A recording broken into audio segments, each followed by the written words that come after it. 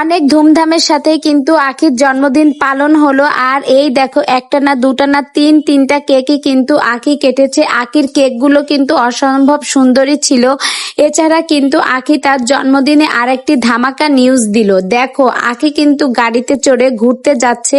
আখি হুট করে এত সুন্দর গাড়িতে ওঠে কোথায় যাচ্ছে, সবার একটাই প্রশ্ন। সোশ্যাল মিডিয়ায় এই নিয়ে চলছে আলোচনা সমালোচনার ঝড়। দেখো, আখির হাতে কিন্তু একটা আংটি দেখা যাচ্ছে, এটা কিন্তু ডায়মন্ডের আংটি, আর হাতে কিন্তু একটা মুক্তার ব্রেসলেট।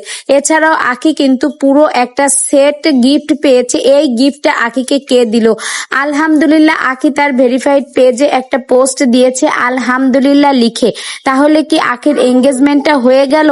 আহাদের সাথে আখির জীবনের ইতি সম্পূর্ণভাবে শেষ হয়ে কিন্তু আখি নতুন জীবনে পা দিতে চলেছে। আখি তার জন্মদিনে এই নিউজটাই কিন্তু আমাদের দিয়েছে। দেখো, আখি কিন্তু এত সুন্দর সিম্পল সাজ আগে পরে কখনোই দিনি। আখি তার জন্মদিনে কিন্তু সিম্পল একটা লুক নিয়েছে। আর সবচেয়ে বেশি ভালো লেগেছে কি জানো? আখির জন্মদিনের কেকটা কিন্তু জামার ড্রেসের সাথে ম্যাচিং করেছিল, সেটাই ভালো লাগছে। আর সবচেয়ে বেশি ভালো লেগেছে দেখো আখির এঙ্গেজমেন্টের আংটিটা কিন্তু ডায়মন্ডের আংটি, আর হাতের মুক্তার ব্রেসলেট দেখে সবাই কিন্তু রীতিমতো অবাক।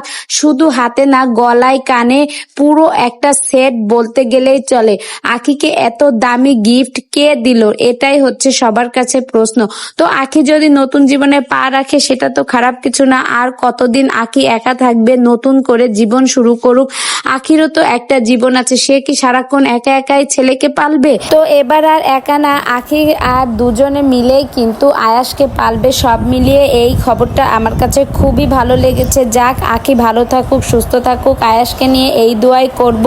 আখির এই ভিডিওগুলো আপনাদের কাছে কেমন লাগছে? আখির জন্মদিন কেমন উপভোগ করলেন? কমেন্ট করে জানান।